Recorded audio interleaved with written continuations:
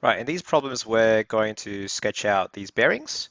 So starting with north 25 degrees east, we are going to start from north, but rotate 25 degrees towards this direction. So there is our angle, 25 degrees towards the easterly direction. For question B, we're starting with south first, and then we're going to angle it 20 degrees towards the westerly direction. So it's going this way. So that angle is 20 degrees. Okay. Uh, C starts from north. So we're going to start from this direction, but we're going to angle it 60 degrees towards the east. So that is our angle of 60 degrees towards the easterly direction. So the first three are compass bearings. The last three are true bearings. True bearings start from a clockwise, true bearings start from north in a clockwise direction. So 300 would mean that it is more than 3 quadrants worth, because 3 quadrants is 270. 270 plus by another 30 gets us the angle we need. So that's 300 degrees. Whereas for question E, 105 is about 15 more than 90. That's around there. So that's in the second quadrant. And 187 is more than 180, so it's more than 2 quadrants worth. And in fact, it's only about 7 degrees more. So it will be 187 degrees true bearing there. So it's pointing to the southwest quadrant. Right, now in question 4, we're looking at the bearing of y from x is 130 degrees. So the most important word that we have to look at whenever we do bearings is the word from, and the letter after the word from. So from x means we start from x and we go to y. So from x in a clockwise direction from north, if you count 130 degrees, which is more than 90, then we are looking at a line that points towards y. Okay? Now, the question goes, what is the bearing of x from y? Which means you start from y here, start from the northerly direction, go clockwise until you hit that line that is going towards x. What is that angle? Okay, that they've drawn there. Well, that is simply 360, but then minus by this 50 here. So 360 minus 50 is simply 310 degrees. And that's our true bearing. Okay. Now for question 5, we're doing the same thing, but we have to draw the angle ourselves. So if the bearing of P from A, okay, so if it's P from A, it means from A to P. So that says it's 72 degrees. So 72 degrees acts like this. It's going to be in the northeast quadrant. We're going to move that angle like that much, just 72 degrees, like that. Okay. And this is from A to P. So we're going to draw P this way. Okay, and we're going to draw another compass over here. Okay, so like cross there. Now, bear in mind that in these two crosses, both northerly directions are pointing the same way. Okay, so we're now going to find out what is the bearing of A from P, which means we start from P, but we go to A.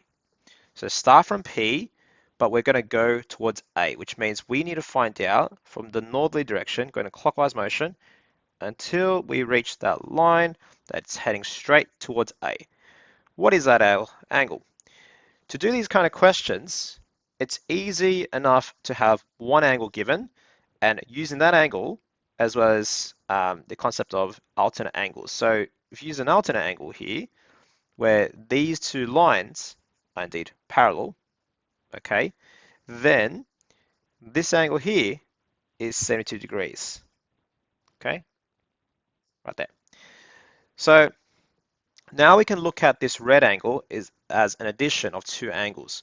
We can look at it as an addition of this angle here, which is 180 plus by another 72 degrees.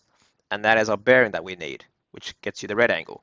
So the bearing needed would be equal to 180 plus 72, which is going to be 252 degrees. Right, let's move on to some harder questions. Question 6. The bearing of t from y is 110 degrees. What is the bearing of y from t? So 110 degrees in your mind, it looks like this. Okay, so we're trying to draw a line going this way, which means we start on the top left side so that we have enough space to write to the bottom right. So we're going to start from y, but go towards t. So there's y, and 110 is just slightly more than 90, so that's around there. Okay, that's 110 degrees. And what we're trying to do is head towards the letter T, like that. Now, the next question goes, what is the bearing of y from T? Which means you start from T, but go towards y. So if you start from T and go towards y, we have to start from a northerly direction. And we're going to figure out the bearing from that northerly direction, going in clockwise motion, until we hit that line that is pointing towards y. So again, what I can do is use the given angle and its alternate angle. So here's our given angle, 110, there.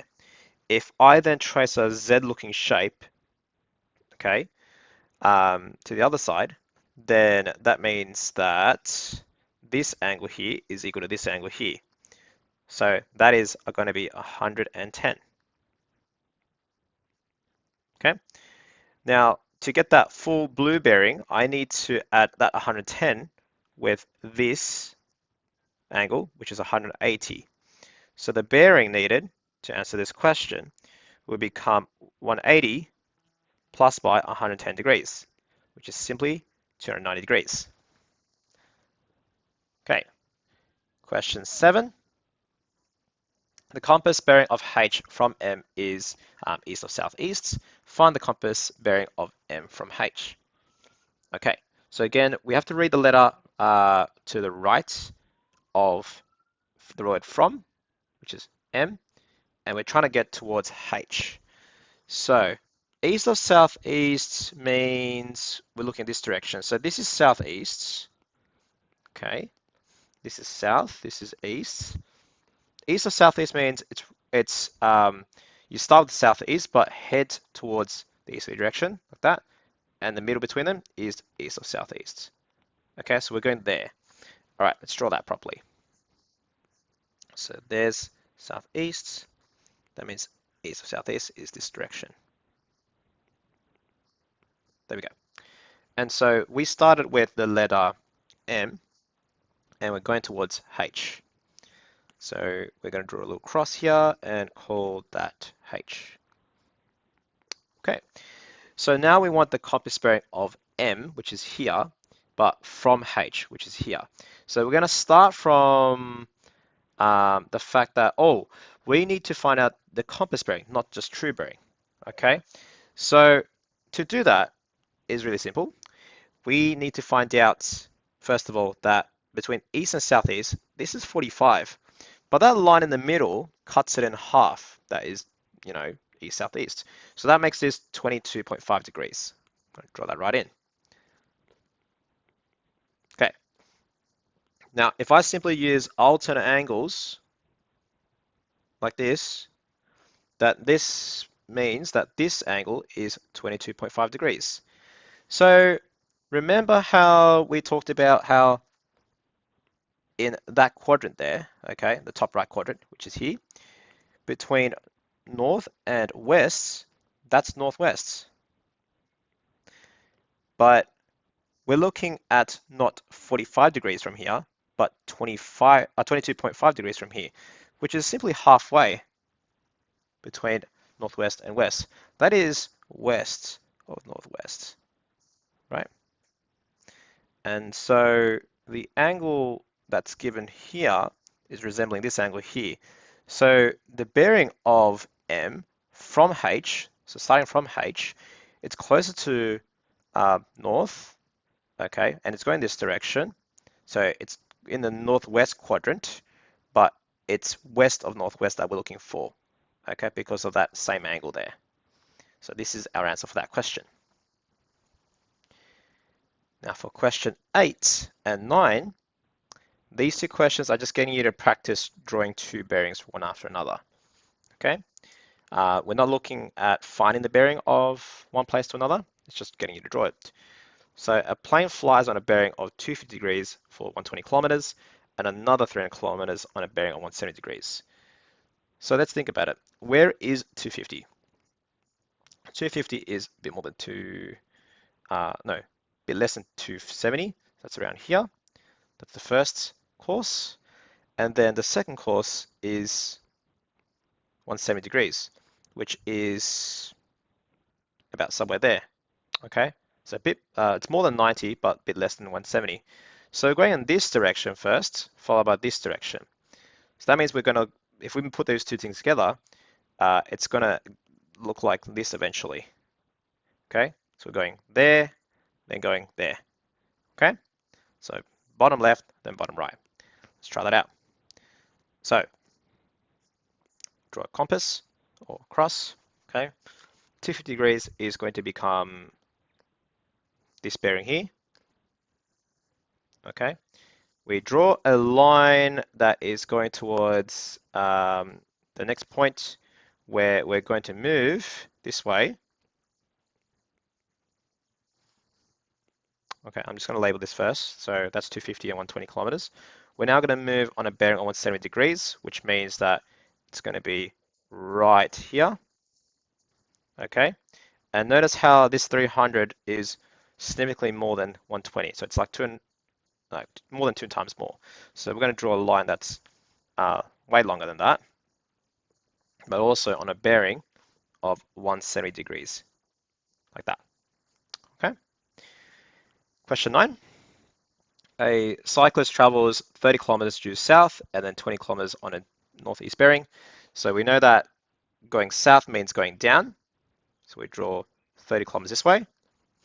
But then it says 20 kilometers on a northeast bearing, which means that it's a shorter line, but it's going northeast. So if pretend this is north and that's east, then northeast will mean right in the center.